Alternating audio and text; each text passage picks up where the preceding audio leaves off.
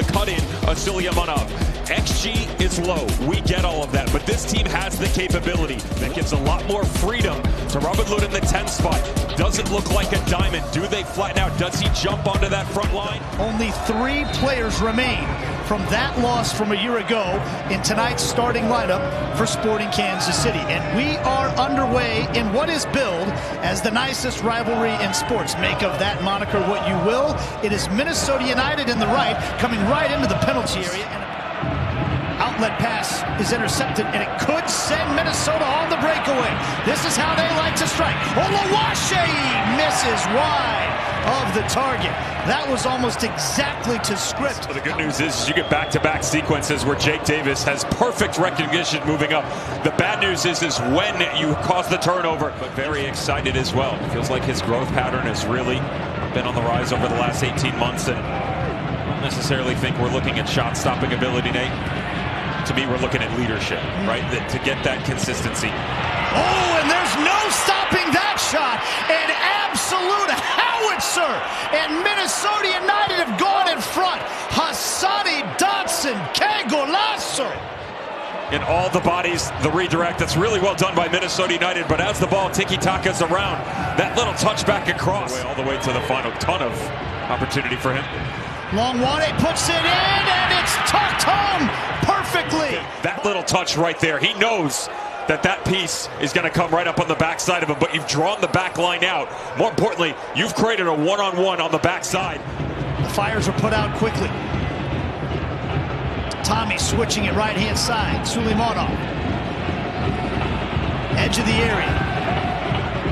Finds Tommy. Tommy turning. Unleashing a shot. Tommy just wide of the target. Again, trying to find a way to unlock Eric Tommy. Watch as he skirts just the outside of it. Joaquin Panhandle recognizes.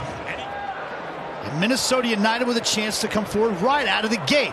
And here's an opportunity that is tapped home by Oluwaseyi. And the question was on the bottom of the screen as to whether or not Jake Davis kept him on. He obviously can't see, and wow, that's a much better look. He is. Oluwaseyi calling for it. Cuts it back on Davis.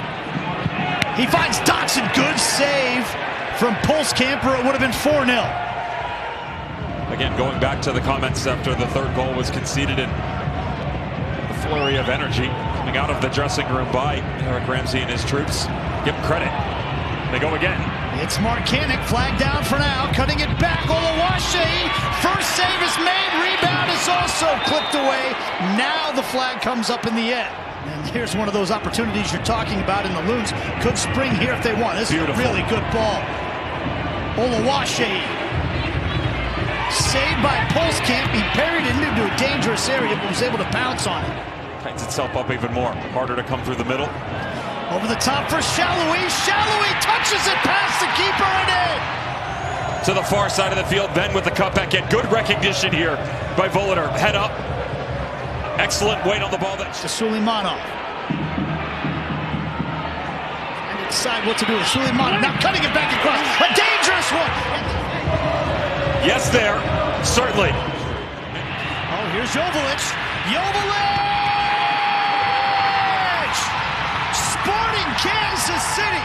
It's the right header for Carlos Harvey, but as he reacts to it, Shallowy does such a good job here of holding play up. And while certainly the ball in is nowhere near perfect.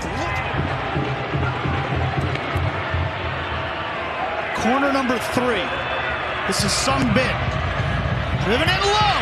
Saved by Pulskamp. Crunching tackle from Radoja. Still Minnesota United. Here's Sung Bin.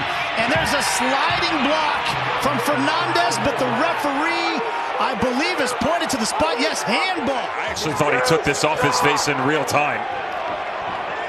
You know that he wants to keep it on his right-hand foot. They look at this. Nate, I got to tell you, I think he'll bring it back. He is going, he being Joe Dickerson, going to the VAR monitor. Listen, it can still be called a handball, but the arm itself, look at the elbow and his forearm. That's right next to his torso. That is very difficult to say. That even off the deflection, it's in an unnatural position. After review, the player fairly blocked the ball. That the decision is no penalty. No penalty.